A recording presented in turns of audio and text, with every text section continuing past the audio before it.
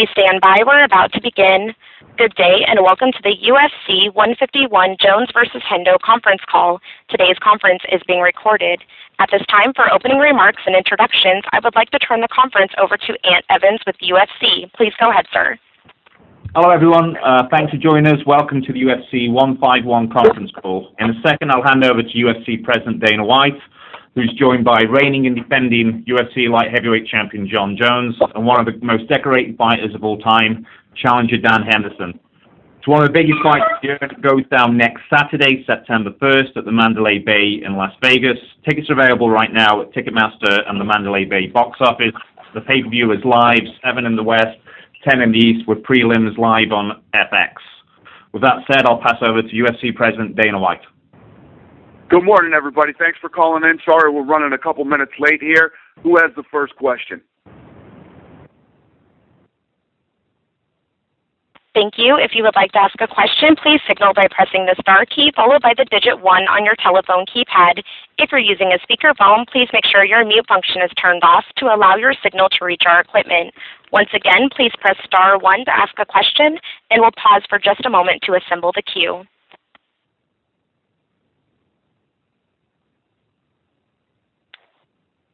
And we'll go first to Steven Marocco with MMAJunkie.com. Hey, Dan, I was just hoping you could sort of put into context what's at stake here for Dan in his career. Do you think this is his last shot at a big title? Who knows with this guy? I mean, he's been around forever. I was counting Couture out at 37. I thought he was, wrapping it up, and look at what he went on to do. Dan Henderson, 3-time world champion.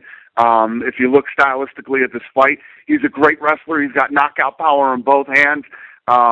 He's fought everybody from 170 pounds all the way up to heavyweight. He continues to impress, no matter how old he gets. And who knows? Who knows? We'll have to see how the fight goes down and how he does. And Dan, how do you feel about this fight and sort of what it means for your career overall? I'm excited about it. It's a fight I've been waiting for and working towards, and just to get back in there. And it's one of the final goals I have is to get that UFC belt. So yeah, I'm excited about the opportunity. Okay, thanks very much. And we'll go next to Heidi Fang with MMA Fighter Corner. My first question is for Dana. If Jon Jones can pull off this W in impressive fashion, does it really cement his status as a championship phenomenon at 205? What's the end of that question? Would he be what? Would he be a phenomenon? Would he really have cleaned out the division at 205? I mean, he's been on a tear. He's beat the who's who in the sport for the last year and a half. And yes, if he went out there and wrecked Dan Henderson, that would be even more impressive than he has been, throughout the last year and a half. Nobody's ever knocked out Dan Henderson. That's what I forgot to add to his list of accolades, is a solid rock iron chin that he has, and you don't knock out Dan Henderson. So yes, if he did, that would be quite a feat. And for Dan Henderson, would that, if he were to accomplish a win over Jon Jones, would that help make his case maybe for a UFC Hall of Fame nod? I thought you were asking me. I'm sorry, Dan. Oh, I am. I'm asking. Oh, yeah. Yeah, I mean, whether Dan Henderson wins or loses, he's a Hall of Famer. Okay, my next question is for Dan, actually. Nobody's ever been able to take down Jon Jones. Would you be the first man to be able to accomplish that feat? I don't know. We'll have to see, but I definitely plan on, beating him to the punch and putting him on his back during the fight. So, yeah, I'm excited, but everyone's going to have to wait and kind of see how it unfolds. Okay, and my last question is for Jon. People have always argued that your chin is yet to be tested. Do you feel that you've experienced strong, heavy-handed punches, or is Hendo going to bring on that test? I feel as if my chin has been tested. I don't have pride in getting my chin tested. I think getting your chin tested slows down your career. It also,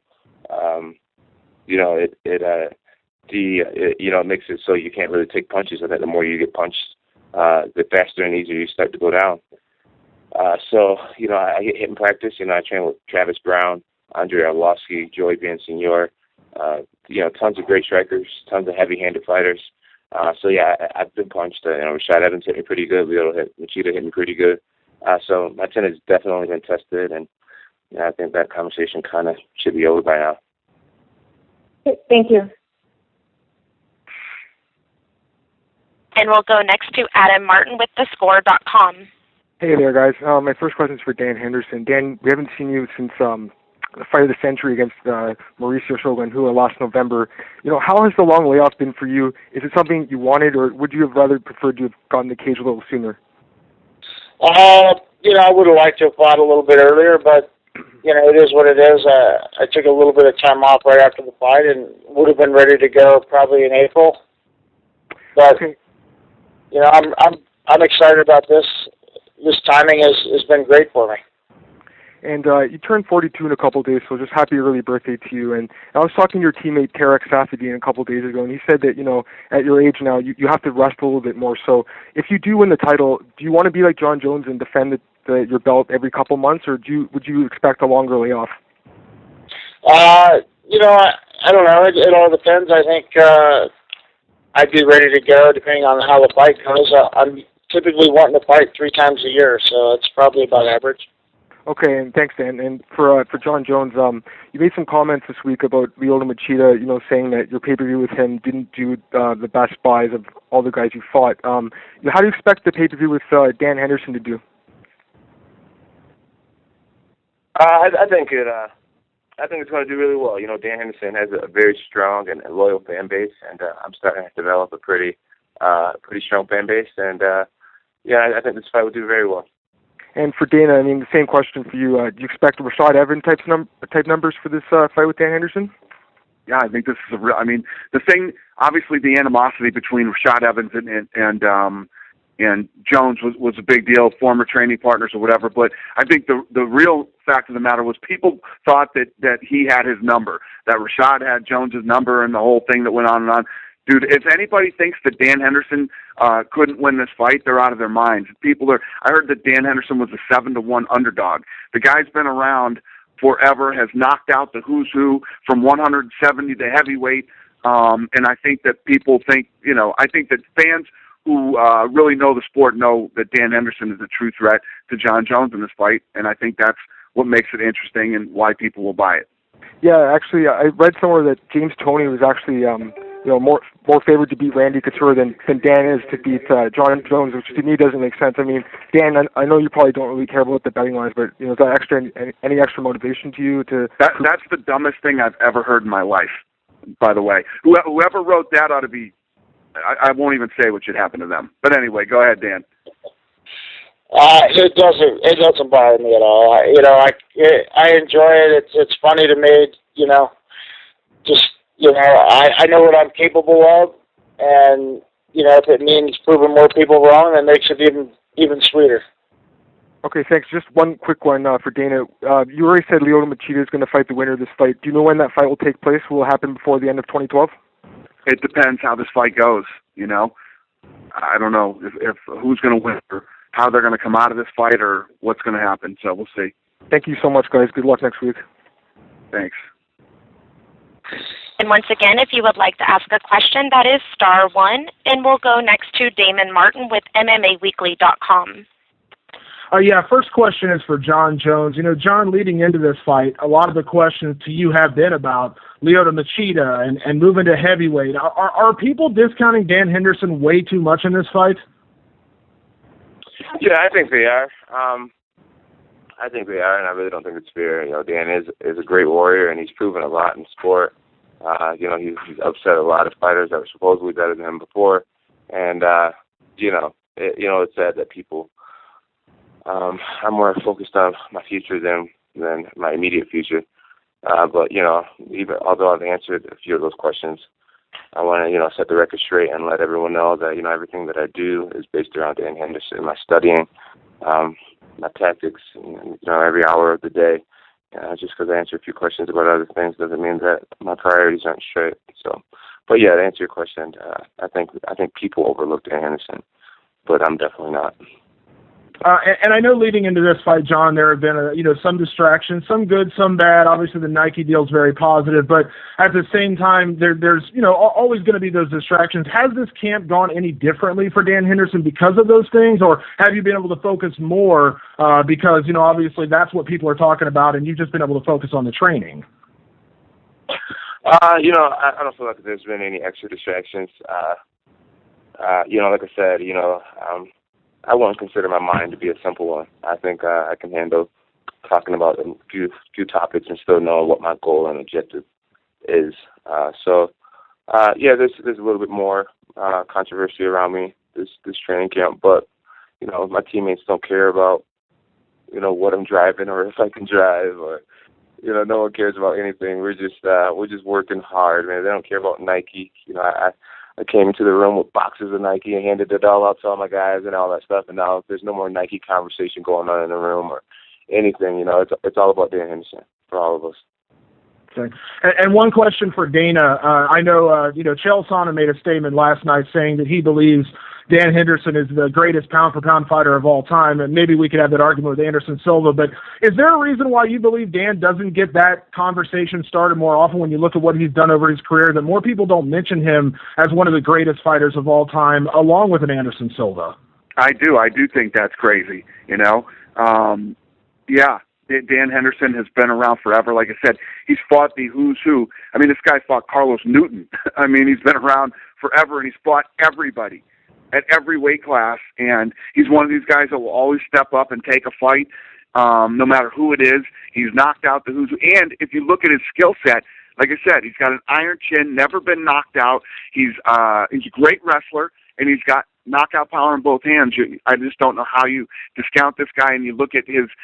Think about Rampage, right? Think about how hard Rampage hits and the people that Rampage has knocked out. Him and Dan Henderson stood in front of each other and went toe-to-toe for 5 rounds, banging each other's chins. I mean, this guy can go. Just the amount of disrespect by the media and fans for Dan Henderson is ridiculous. And last question, Dana, is in relation to that. Dan had his first fight in the UFC back in, I think it was 1998, and we talk about Frank Mir, hanging around the heavyweight division, the top of the division for 10 years. When you look at Dan, who's been basically a champion for the better part of 15 years, I mean, should he be in the conversation with like a Randy Couture as far as longevity, a guy that has been able to start so long ago and still be relevant in 2012? Absolutely. I mean, there's no doubt about it. Dan Henderson is probably one of the most overlooked fighters and underrated fighters in the sport today. Awesome. Thanks a lot, guys. All right, buddy. And we'll go to John O'Regan with Fighters Only magazine. Hi, guys. First question is for John Jones. I've got 2 questions for John and 1 for Dana. The first one's for John. Can you give us like a sneak preview, like a little insight into what you're going to be wearing out into the octagon and in the octagon on Saturday night? Like, are we going to be seeing like Nike board shorts or Valetudo shorts or anything? You want to know about the apparel? Wait, I don't understand your question. I'm sorry. It's going to be the debut for the. It's going to be the debut for the Nike deal, right? So I'm thinking, are you going to be like wearing some, some Nike board shorts, or I just wondered if you could give us any kind of a sneak preview there. Oh yeah, definitely, man. There's going to be, there's going to be like uniforms, and I think there'll be like a different outfit for weigh-ins, and then there's like a shoe, and hats and shirts and t-shirts and jumpsuits and all that, like corners and knee and everything like that. So yeah, that'll be an official, well put together uniform. And is this going to be signature Jones stuff, like the shoe and everything? Is that especially for you? No, I don't think so. I saw the signature shoe, and it's pretty sweet. But this is just kind of a package they kind of put together. But it's going to be pretty nice, pretty professional. Cool. Okay, cool. Second question for you is, I saw something recently where you said that Chael Sonnen's build up to the Anderson fight, you said that a lot of what Sonnen came out with, he crossed the line, he was racist, and you felt that he embarrassed America. But that kind of a build up that he had with Anderson, would you prefer that kind of a build up when you're coming up to a fight, or do you like this kind of a build-up that's very kind of quiet? You know, because Dan Henderson doesn't sort of trash at all. You really don't hear anything off him until you kind of getting in the cage with him. When you say Dan Henderson don't talk trash at all, I have to totally disagree with you on that. You know, the guy definitely made quite a few statements about my style and my personality that was unnecessary, uncalled for, and kind of came out of nowhere. So I disagree with you on that part. And whether a fighter talks or not, it doesn't really matter. You know, I give my all in every training session, and I go out there with the intentions to win in the most devastating fashion, despite how respectful or disrespectful the fighter was. But, you know, when a fighter just talk trash and insult me, I use it, and it motivates me to not want to lose the guy even more. Okay, thanks. And one question for Dana, please. Just following on from that Nike deal, is it exciting to you at all that John's been picked up by Nike now? Do you feel like it's a watershed moment for the sport or anything, or is it just another sponsor? And this is the conference operator. Dana White's line has disconnected. Okay. Okay, that's everything then. Okay, thanks, guys. And we'll go next to Reed Forgrave with FoxSports.com. Hey, a question for John.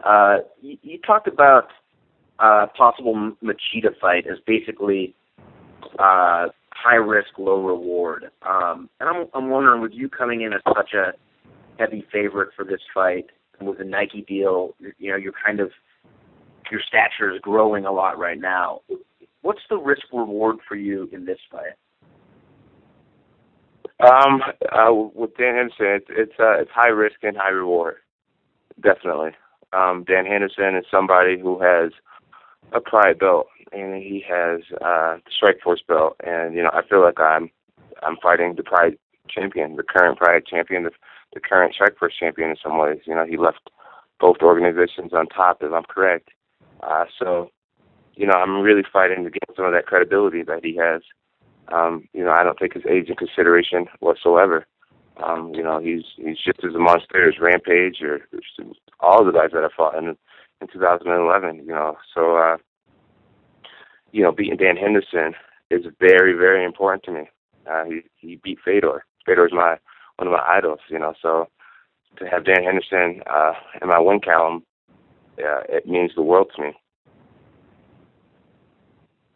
What about the idea of, you know, if you beat him, you have to go into like rematch territory, and that this is, you know, you have officially cleaned out the division. I know you don't want to look ahead too much, but what would be next for you if you do beat Thunder?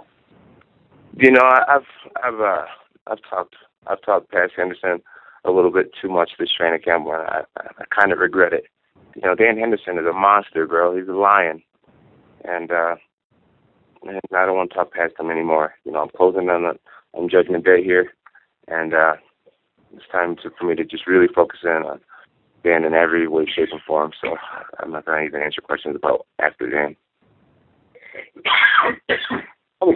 Just one extra question for Dan.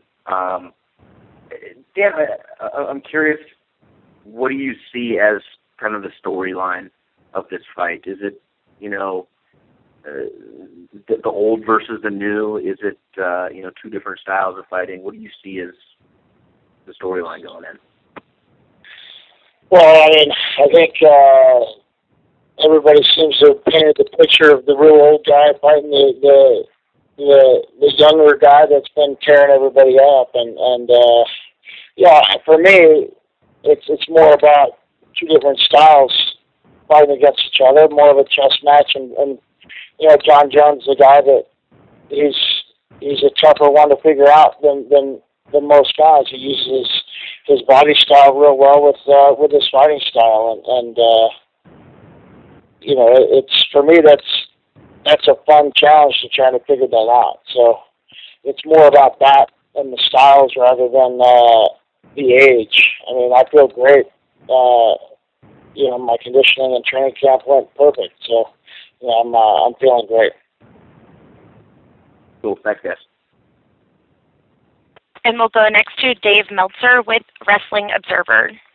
Okay, this is actually for both guys, but it has to do with the fight with Shogun Rua, and I guess I'll ask Dan first. When you came out of that fight, that was quite the war. I mean, what kind of lessons did you take out of that fight on maybe what you did right or what you did wrong, and how that would help you prepare for your next fight? I don't know. You know, it was a high-paced fight, pretty close from the beginning, and I felt like I got a little tired halfway through the fight, trying to finish him, and maybe one or two more punches, and being a little bit more busy, and the fight would have been stopped, or maybe I should have paced myself. Who knows? I just know that I was out there. I knew I thought I had him hurt and wanted to go after him and try to finish him. And I don't know. I came out of it feeling physically pretty well. I had hurt my thumb in the middle of the fight. Other than that, my body felt great afterwards. But I don't know. I don't know how many other lessons I learned. I'm sure there's a couple that small ones that I could, probably take a while to think about. But for the most part, I just knew that I had gotten through a fight, a pretty tough fight.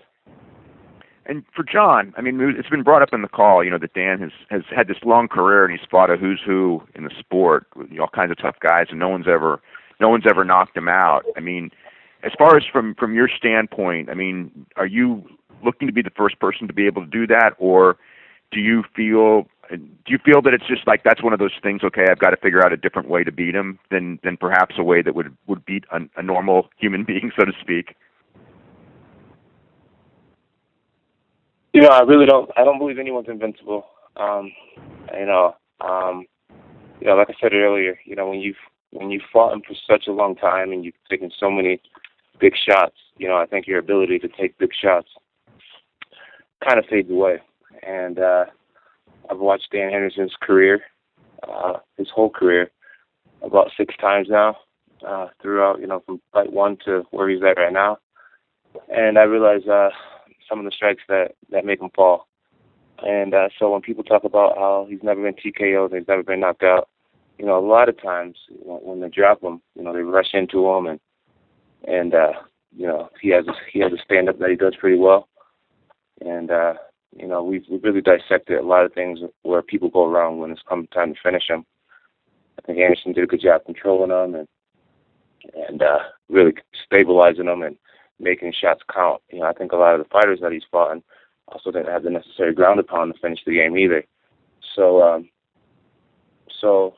and another thing, people get them hurt, and then they seem like they gas out and they can't finish the deal. And one thing I know I won't do is gas out. I really believe that I'll hit him in that spot that makes him fall, and then I'll finish the job. And that's something no one else has been able to do, and that's something I have great pride in doing. Do you look forward to, or are you kind of curious as far as matching Greco-Roman wrestling with him at some point during the fight? It's not a wrestling match, and I don't have any extra pride in trying to defeat Dan in wrestling. With all due respect, Dan is an Olympian, but he's not the age he was when he competed at his highest level anymore. I studied Shogun Rua 1,000 times, and Shogun Rua is not a wrestler. And Shogun Rua took Dan Henderson down with ease. And I've wrestled since I was 14 years old. So I have no doubt in my mind that I'll be able to take Dan Henderson down. So, yeah, but, I don't have any chip on my shoulder when it comes to Dan and his wrestling. I had more of a chip when it came to Rashad Evans and his wrestling because of how often he takes people down and how great his takedown defense is. Dan, do you kind of have any comments on that?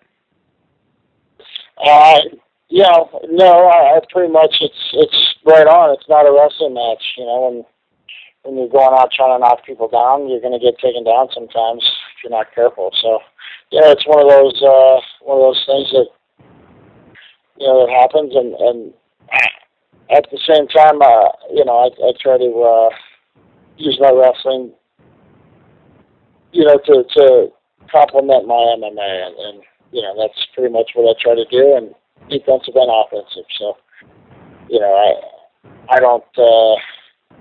don't have any any type of competition going with anybody in MMA for my wrestling that I use. It's a fight out there, and the MMA part of it is going to decide who's the best fighter out there. Okay, thanks you guys very much. And we'll go next to Richard Hunter with KRLD FM Radio Dallas. Yes, two questions, one for Dan, one for John. Dan, first off, is there anything in this fight that you feel like you have to do in order to win? Do you feel like you have to take Jones down? Do you feel like you have to connect an H-bomb? Or do you feel like you've got enough ways to win that one of those disciplines could be completely absent of your game plan and still get the victory? Well, there's probably a number of things I have to do to win the fight. I need to at least hit him. I need to, get in and control him. Same thing he needs to do to me. Except for I don't want to stand on the outside and let him use the length and just kind of hit me when I'm too far away to hit him. It wouldn't be too fun of a fight for me if I'm standing there and he can hit me, I can't hit him. So that's probably the biggest thing that I need to handle is just that length. And, John, I guess both of you are in a unique position here knowing that Lyoto Machida is the next challenger. We don't always see that in the UFC. And your comments this week about the idea of fighting Machida have been based partly on a low-grossing pay-per-view the first time you guys fought. Is that something business-wise that you have always kept a close eye on with your career, analyzing pay-per-view numbers and that sort of thing, or is that something that has come, fairly recently in terms of you focusing on that part of the out-of-the-cage business where your career is concerned?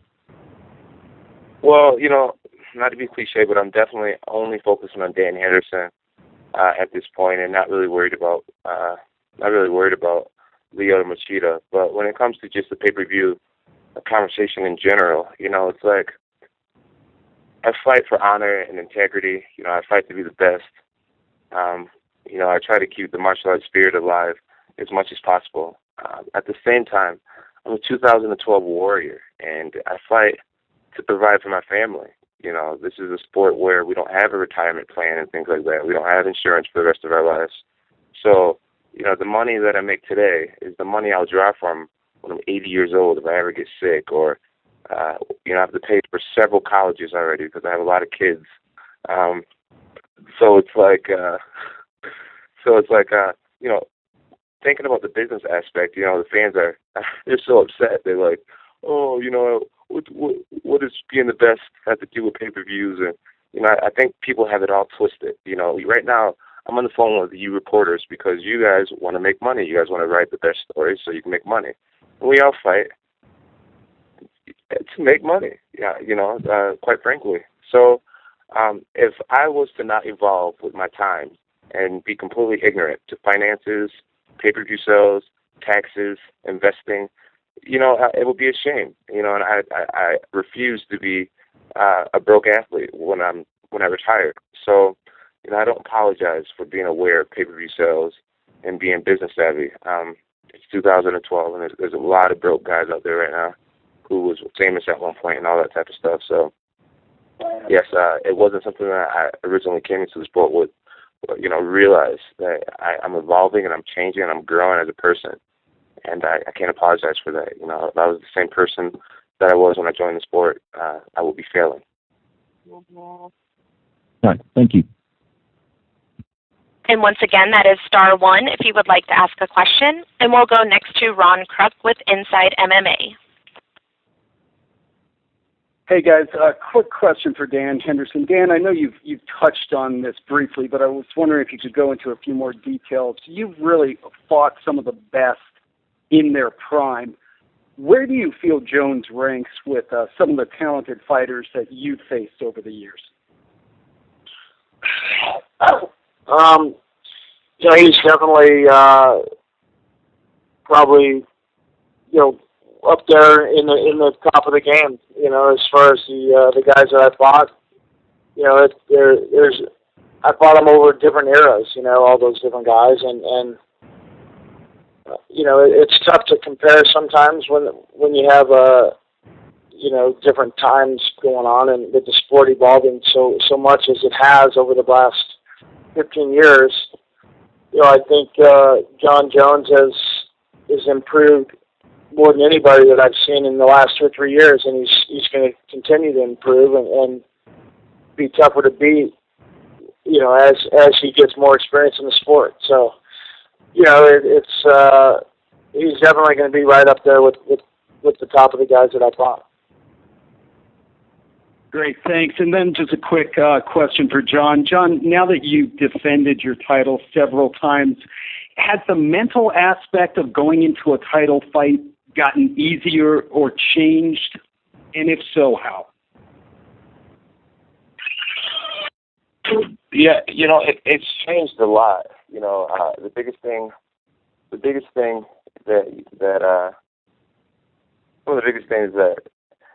some of the positive ways that it's changed is being more familiar with suffering, embracing the suffering more, not feeling sorry for yourself, knowing the numbers that you had like last camp on the treadmill and things like that, on the weightlifting and all that, and then, always looking to beat those numbers, and then you gotta, because I fight so much, I feel as if I need to always figure out new ways to be innovative in my training. That way, my passion remains on fire. So, some of the ways, I find training, studying a lot easier now. I like anything, if you study all the time, you can get at anything that you put your mind to. So I find that, when me and my coaching staff get together, it doesn't take as many reps watching footage anymore because we know how to study, we know what to look at, what to stare at. So I guess the biggest issue is just coming up with new ways to keep it fun and interesting at all times. Always looking for new muscles to tweak or new moves to learn or new ways to suffer.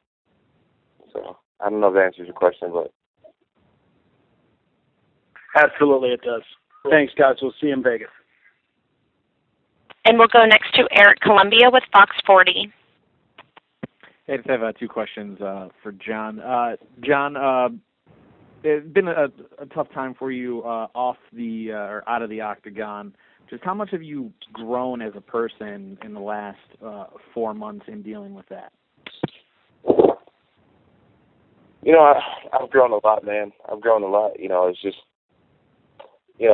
life is life, and I think what people don't realize is that just because you're a pro athlete doesn't mean you're necessarily a professional, and we are all humans, and we all do things that we regret, but it happened, and I'm moving forward in my life, and I'm actually grateful that it happened because things could have been so much worse for me. I could be sitting around in jail somewhere thinking about what I ruined. I could be on trial from injuring someone or something like that. So I'm grateful that the main price I had to pay was extreme embarrassment and the ruin an extremely expensive car, things like that.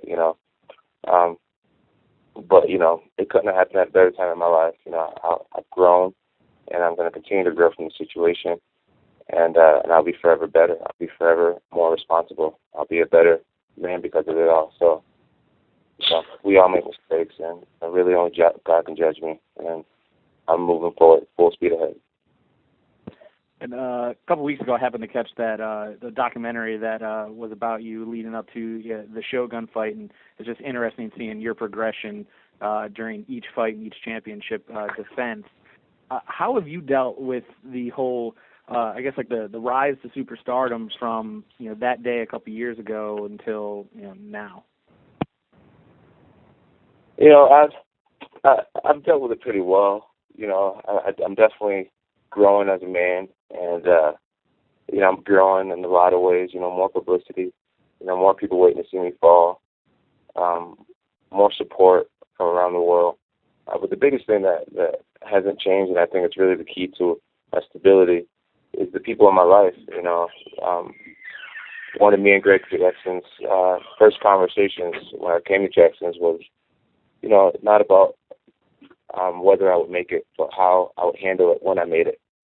So, he's really prepared me from the time since I was like 22. He's been preparing me on dealing with all this stuff. And the ways he's seen champions go down is, they start listening to too many people.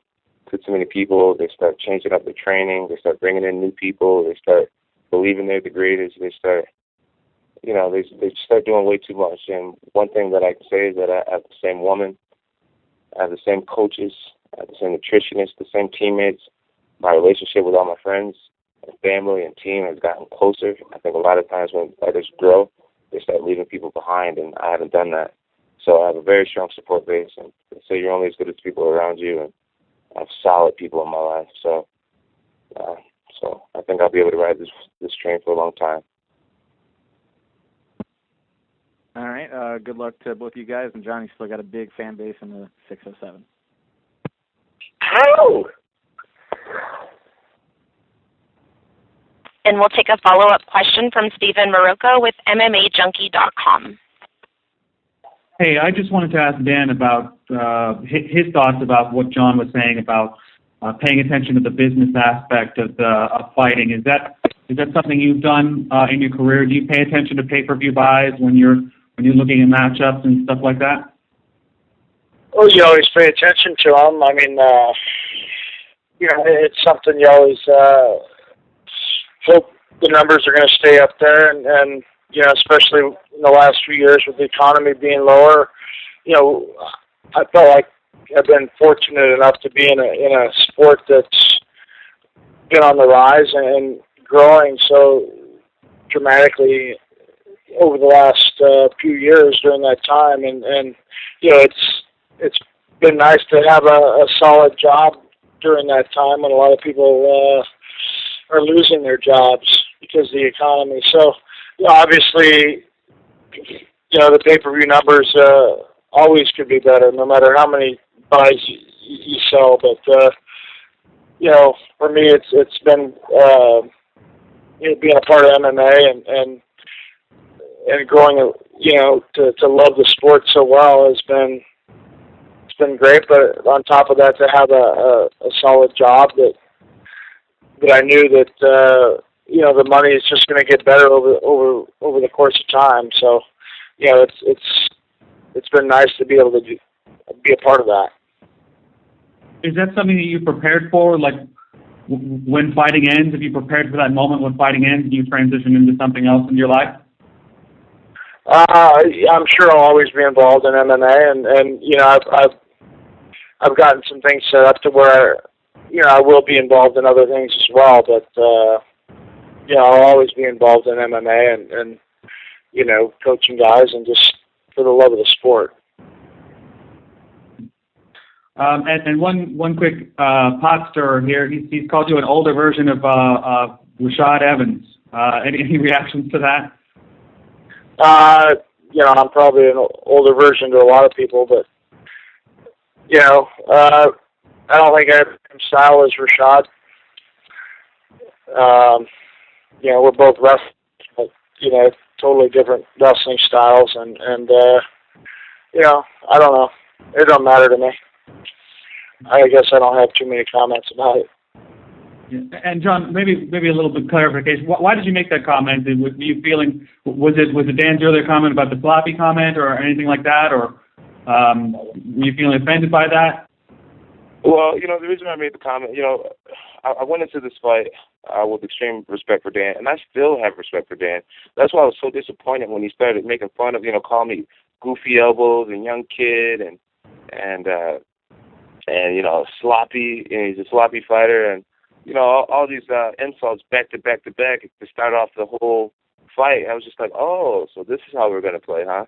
So I do respect Dan Henderson a lot. I mean, he's a guy's guy. I just saw a picture of him holding a rattlesnake recently that he found in his backyard. It's like things like that. I respect Dan. I would want to take him to the gun range with me. He's that type of dude.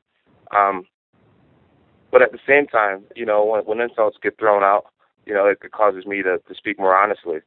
And, I spoke my mind, and I really do feel like he's an older version of Rashad. Rashad Evans, he had an extreme overhand right. It was lightning fast to the point where you don't even see it coming. He actually caught me with that overhand right during our fight, and I did not see it coming. It was so incredibly fast. Dan Henderson has an overhand right.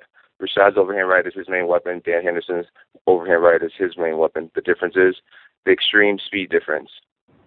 And Rashad Evans, not only did you have to worry and train for a boxing match your whole camp, but you also had to worry about that double leg takedown. Dan Henderson has solid wrestling. He has a very good low, bear hug from the lower back with little knee trips, a few Greco-Roman throws, So, it's just like, I find myself preparing for some similarities there.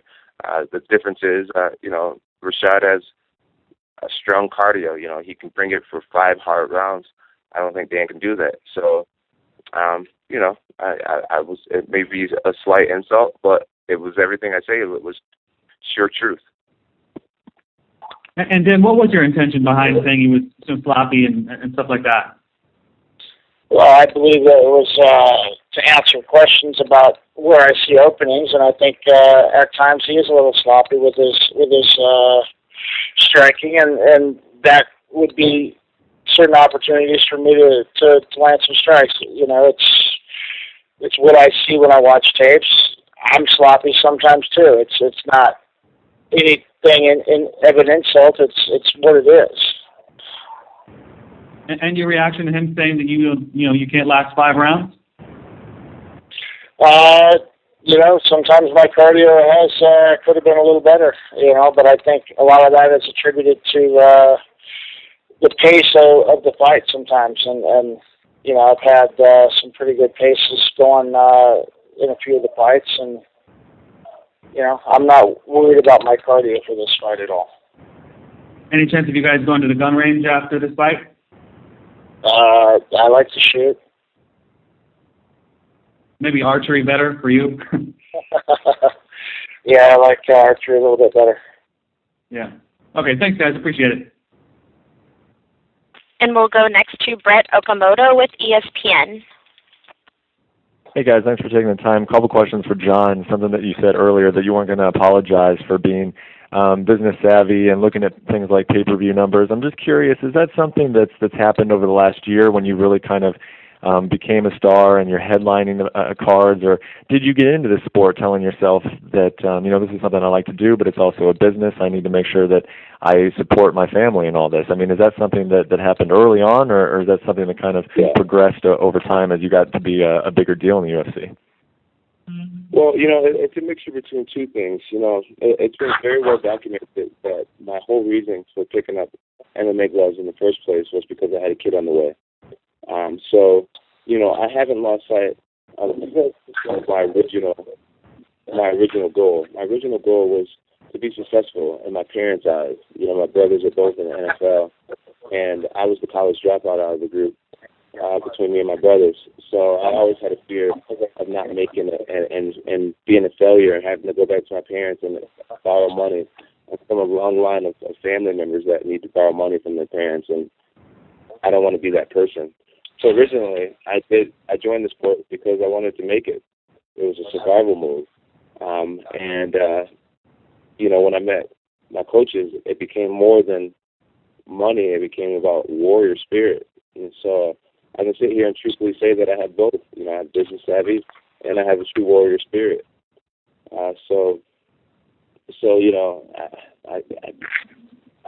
If you can't be one thing, you gotta have many sides to you. And I have many sides to me. I have a business side, I have a religious side, I have a fun side, I have many sides. So me being business savvy, I think it's sad how the fans out, kind of attack me about it. It's like, dude, I don't think they realize that all their favorite fighters care about the bank account. How did they attack you? Obviously, I'm guessing Twitter. What were some of the comments that were made? Just that they're looking for kind of this romantic idea that the guys only fight just for the pleasure of it and not for the money? Yeah, exactly. That's exactly what it is. I think, I got questions. It really doesn't matter because I really can't afford to let that weigh on me. But at the same time, I just want them to be educated and to know that, it's a business. We don't, in the original days, guys did fight because they just loved it that much. And I truly just love it that much. I really do. But, I don't want to have to fight, when I'm really old. I want to be done at a certain age, and I want to do things right. They say, NFL stands for not for long. Guys I'm sure they're really passionate about football, but they don't go out there and put their bodies on the line because they love it that much. They do it because they love it. They want to be the best, and they want to provide for their families. So it's just like, I just want fans to know that it's so much more than just fighting because you love it. If I didn't love it, I wouldn't be the champion. I love it, but I also love making my wife happy.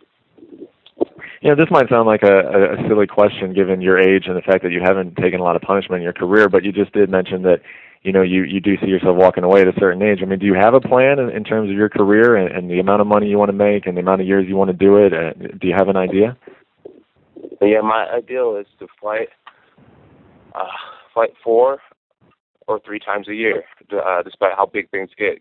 Always put my belt on the line, and try to conquer records fast. I'm creeping up on Tito's record in almost a year and a half time, and so I'll never be a champion that sits on the belt.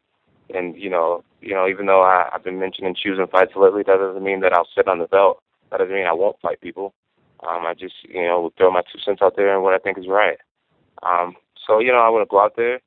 I want to try to blow through records. I want to try to do it at a young age while I'm still in my prime and while my brain is very well intact, and then get out of there and explore other avenues at a young age. Last question for me, and I appreciate the time. What was more exciting, winning the belt or finding out that you had signed the Nike sponsorship? Excuse me? What was more exciting to you when it happened, winning the belt or finding out for the first time that you had signed the Nike sponsorship? Yeah, winning the belt was the biggest thing for me. It was definitely the biggest thing for me. Gigantic, man. To be considered the best in the world at something is a true honor. I thought that was bigger than me, and when I did it, it meant everything. Nike was a great goal, something that I believed in, and that made it come to pass, and I'm extremely grateful for. It's reassuring to myself that when you really believe in your heart you can do something, you can do it. It's like I couldn't do push-ups during a Nike deal. It was kind of like law of attraction and me doing the right things. But to answer your question, winning the belt meant more to me than anything, and it still does. Great. Well, thank you very much, guys. Good luck to both of you. And we'll go next to Luke Thomas with MMAfighting.com. John, this is the first opponent you've faced who is on TRT. I want to get your comments about that, and then more generally, what is your perception or belief about TRT in the sport more largely? Well, that's a pretty controversial topic, man. I'm not sure I should go there or not. Basically, I believe that if you're healthy enough to play a sport, you shouldn't take any performance enhancement drugs or anything for testosterone. It's like, fighters make a lot of money in their 20s, make a lot of money in their 30s, and when they get in their 40s, unfortunately, you're in your 40s. You should fight the way you fight when you're in your 40s. Switch your style up to stay in the game. I don't think you should be able to take a drug to pretty much give you the strength of a 30-year-old again. That's like me saying, "Oh, I'm not as fast twitch as I was when I was 20. Let me just take something to be 20 again." I think things like TRT and steroids and things should be for the sick or for the normal people that really need the drugs. But athletes, if you're an athlete, be an athlete. I don't think anyone should have anything that enhances them. Great, thanks. And we'll take our final question from Jordan Cisawa with TSN 1290. Congratulations, John, on that Nike deal. It's fantastic. I agree with the business savvy stuff that you've been saying. And you come from a fantastic camp over at Jackson's. But where I want to go with this is over to Dan. Dan, I've had the pleasure of being up to Team Quest a few times, watched you prep for the UFC 100 fight. Tell me and tell the fans, what is Team Quest? How have you guys been growing as a team? I'm watching a whole bunch of excellent young fighters coming out of there. And then also talk about branding with Clinch Gear. You've we see everything Strike Force. It's huge. Where are you going with Team Quest, Clinch Gear? How has your fight camps changed, and who's up at Quest right now prepping you for John Bones? Team Quest is something that it means a lot to me. I started that with Randy originally a long time ago, and it's grown to be like a big family. And we have a few gyms opened up here and there, and it typically has guys that are wanting to improve, and the guys that have bad attitudes don't really stick around too long or don't make it too long. We've got a great group of guys, and a pretty international group as well. A bunch of guys from all over, Belgium, France, Brazil, and here and there from, guys coming in from all over the world. And this camp I've got a couple long guys in here. Cyril Diabate is pretty long and tall and really great with his striking. And another tall guy I got in is Christian Tumbu Tonton. The guy, he's a Bellator light heavyweight champ, and my normal guys, Dave Herman and Tarek Safadine just fought over the weekend, and a few other guys, and everybody kind of helps each other out and pushes, and just like a lot of other teams, but I feel like we're a big family. Now further to that, I know again with John's team, they sit down, they review video. Are you guys on that same kind of thing? Do you sit down, review video, go over your numbers from last fight camps with the weights you've been lifting and all that, or is this more grit? No, I sit down and watch video with my coaches and some of the teammates sometimes, and look at things and come up with a game plan. For the most part, beyond the obvious things of what needs to be done is with a game plan against someone like John Jones, and it's been a great camp, and I do look at my numbers as far as my cardio and cross training goes, with the heart rates and everything else that goes into that, and compare it to previous training camps, and everything's been way ahead of schedule for this camp. Perfect, thanks, and good luck to both of you guys. Thank you. That does conclude our question and answer session. I will now turn the call back over to Ant Evans for any additional or closing remarks. Okay, thanks everybody for joining the call today. I'd like to thank Dan and John for rearranging their morning sessions at the gym around this call. We appreciate it. And we'll see you all in Las Vegas next week. Thank you. That does conclude our conference. You may now disconnect.